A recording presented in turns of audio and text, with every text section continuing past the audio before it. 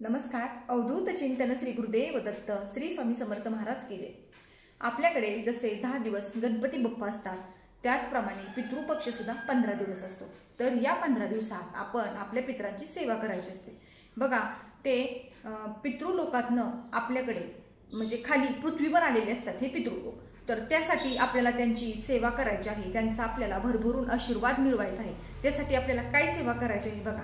जर तुम्हाला पितृदोष असेल तर त्याची कारणे काय आहेत हे तुम्हाला मी कालच्या व्हिडिओमध्ये सांगितले आहे. अजून अशी बरीच काही कारणे आहेत की त्याच्यामुळे आपल्याला पितृदोष असतो. आणि असा एकही माणूस नाही की त्याला पितृदोष नाही. प्रत्येकाला पितृदोष असतोच. आता बघा, ज्यावेळेस एक मुलगी लग्न होऊन आपल्या माहेरहून सासरे येते त्यावेळेस तिला तिकडला पण पितृदोष असतो आणि इथला पण, असे दोन्ही पितृदोष तिला सुद्धा असतात. असा एकही माणूस नाही, एकही व्यक्ती नाही की तिला पितृदोष नाही. आणि जर एखाद्याला प्रखर पितृदोष जर असेल तर त्यांना कोणत्याच कामात यश मिळत नाही, सतत अपयशच मिळत राहतं.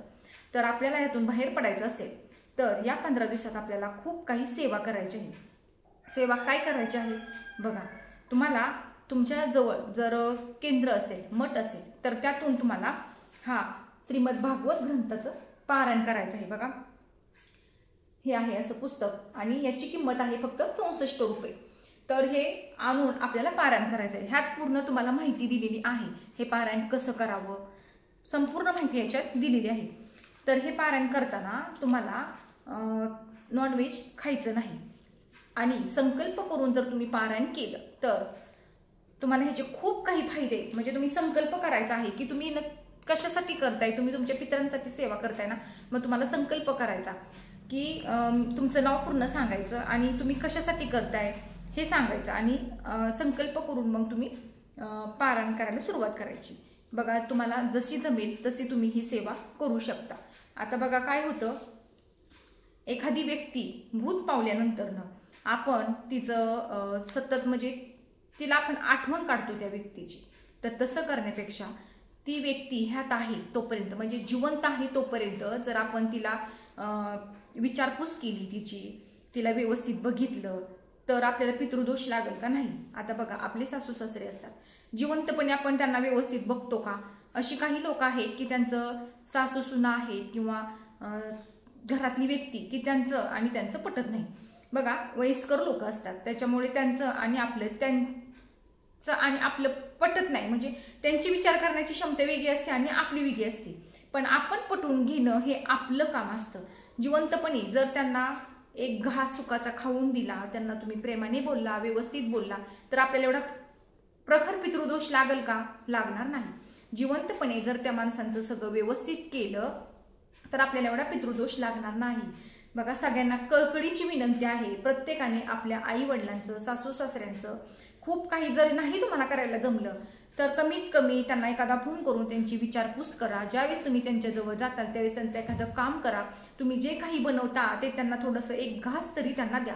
आणि मग बघा, आपल्याला अशी वेळ येत नाही की आपल्याला खूप प्रखर पितृदोष आहेत. नारायण नागबलीसारखे आपल्याला मोठे मोठे असं घालावं लागत नाही. म्हणजे बघा, पूजा वगैरे घालावं लागत नाहीत. आपण जर त्यांचं जिवंतपणे आपण त्यांचं केलं तर आपल्या ही वेळ येत नाही. आणि बघा, आता काही लोकांचं असं म्हणणं आहे, आमचे सासू सासरे आहेत, सासू सासरे असले तरी आपल्याला 3 पिढ्यांचा पितृदोष लागतो. त्यामुळे सर्वांनी या 15 दिवसात आपल्याला पितृदोषासाठी आपल्याला सेवा करायची. सेवा खूप सोपी आहे आणि ह्या ग्रंथात तुम्हाला संपूर्ण माहिती दिलेली आहे. सर्वांना कळकळीची विनंती आहे. बघा, एवढेच 15 दिवस आपल्याला फक्त मिळालेले असतात. आपण बघा, ह्या 15 दिवस जर सोडू, आपण दररोज आपल्या देवांची सेवा करतो, त्यांना प्रार्थना करतो, आपल्या इच्छा त्यांना मागतो, आपल्या मागण्या त्यांना मागत राहतो. पण तसं आपण पितरांसाठी एवढेच 15 दिवस आपल्याला असतात की ते पितृलोकातनं खाली आलेले असतात आणि ते आपल्याला बघत असतात. आमचं स्मरण करतात का, आमची आठवण काढतात का, हे नक्की काय करतात. त्यामुळे तुम्हाला या 15 दिवसात खरेदी करायची नाही. खरेदी काय करायची नाही बघा, तुम्ही नवीन उद्योग वगैरे तुम्ही चालू करू शकता. धंदा एखादा तुम्ही नवीन चालू करू शकता. तर त्यांनी पाहिलं तर त्यांना आनंद होईल की हे आपली लोक काहीतरी करतात, पुढे जातात, ह्याचा त्यांना आनंद आहे. पण तुम्ही नवीन कपडे वगैरे खरेदी करू शकत नाही. त्यांना वाईट वाटतं. त्यांना का वाईट वाटतं बघा, आपण जे दान करतो कपडे वगैरे तुम्ही त्यांच्या नावाने दान करू शकता. समजा तुम्ही कपडे घेतलेत आणि ते पितरांच्या लोकांनी तुम्ही दान करू शकता, पण तुम्ही स्वतःसाठी नवीन कपडे घेऊ शकत नाही. बघा, त्यांना खूप वाईट वाटतं की ह्या खाली आलेले असतात हे लोक आणि मग कशाच्या पण रूपात ते आपल्यापर्यंत पोचतात. म्हणजे बघा प्राण्यांच्या रूपात, कावळ्याच्या, कुत्र्याच्या, कशा सुद्धा रूपात ते येतात आणि मग ते बघत असतात. तर आपण काय करत असतो, आपण खरेदी करत असतो, त्यांचं कधी स्मरण करत नसतो. बघा आज ते आहेत म्हणून आपण इथे आहोत. जे काही आहे ते त्यांचे आहे आणि त्यांच्या हातून ज्या काही चुका झालेल्या आहेत, त्यांच्या हातून काही पाप घडलेले आहेत, त्याचे दोष त्यांनाच नाही तर आपल्याला सुद्धा असतात. बघा आता आपण इस्टेटीत कसा वारसा दावतो की त्यांचे असेल तर आपण काय म्हणतो, हा हे आमचं पण आहे, म्हणजे त्यांच्याकडूनच आपल्याला आलेलं असतं. तसेच काही दोष सुद्धा जे त्यांचे आहेत, त्यांच्या काही चुका झालेल्या असतात, ते दोष सुद्धा आपल्यापर्यंत पोहोचलेले असतात. त्यामुळे यातून मुक्ती मिळण्यासाठी आपल्याला पितृदोषासाठी सेवा करायची असते, म्हणून आपल्याला पितृदोष लागत असतो.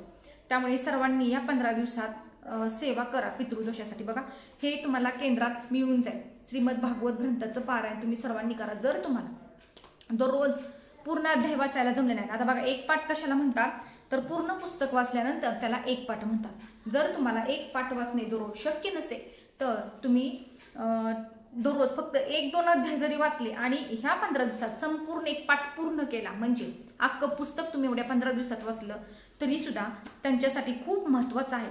पण तुम्ही ही सेवा चुकवू नका. नित्यनियमाने तुम्ही करा आणि जर संकल्प करून केला, तुम्ही दररोज एक पाठ केला तर तुमचा कितीही प्रखर पितृदोष असू द्या, त्यातून तुम्हाला नक्कीच त्याचे दोष आहेत ना ते कमी होत जाणार आहेत ह्या भागवत ग्रंथाच्या पारायणाने. त्याचबरोबर तुम्हाला दररोज बाराला घास ठेवायचा असतो बाहेर. ते कोणीही खाऊ द्या, कुत्र्यांनी खाऊ द्या, मुंग्यांनी खाऊ द्या, एखाद्या पशु पक्ष्यांनी, कोणीही खाऊ द्या, कुणाच्या तरी पोटातच जातोय ना, मग ते खाल्लेलं चांगलं. त्यामुळे दररोज तुम्ही 12 वाजता एक घास नक्की ठेवा आणि ह्या 15 दिवसात ही सेवा तुम्ही आवर्जून करा. आता ह्याला काही खर्च नाही बघा, फक्त 64 रुपयाचं हे पुस्तक आहे. त्यामुळे सर्वांनी घ्या आणि ह्याचं पारायण करा. आता ह्याचे नियम काय आहेत, तुम्ही ज्यावेळेस हे संकल्प करून तुम्ही पारायण करणार आहात त्यावेळेस तुम्हाला नॉनव्हेज खायचं नाही, पूर्ण वर्ज्य करायचे. आता तुम्ही म्हणताल आमच्या घरातली लोक खातात मग आम्ही खाऊ का, ज्यांना खायचंय त्यांना खाऊ द्या. पण ह्या 15 दिवसात आपण घरात नॉनव्हेज करायचं नाही. आणि जरी तुमच्या घरातली ऐकत नसतील, म्हणजे त्यांची खाण्याची तीव्र इच्छा असेल तर त्यांना खाऊ द्या. तुम्ही स्वतः पारायण करा आणि ज्यांना खायचंय त्यांना खाऊ द्या. त्याचबरोबर तुम्हाला परान्न सुद्धा घ्यायचं नाही. बघा मी संकल्प केल्यानंतरची गोष्ट सांगते. जर तुम्ही संकल्प करून हे पारायण करत असताल तर तुम्हाला नॉनव्हेज वर्ज्य करायचं आहे आणि कोणाचंही परान्न खायचं नाही. त्यामुळे सर्वांनी हे पारायण करा. खूप सोपं आहे पारायण करायला. सर्वांनी करा आणि ह्याचा लाभ घ्या. तुमचा कितीही मोठा प्रखर पितृदोष असला तरी सुद्धा तो निघून जाईल. त्यामुळे सर्वांनी सेवा करा. सर्वांना कळकळीची विनंती आहे, या 15 दिवसात एक तरी पाठ नक्की करा. तर केलेली सेवा श्री स्वामी चरणार्पण वस्तू. व्हिडिओ आवडल्यास लाईक, शेअर आणि सबस्क्राईब करा. तोपर्यंत तुम्हा सर्वांना श्री स्वामी समर्थ.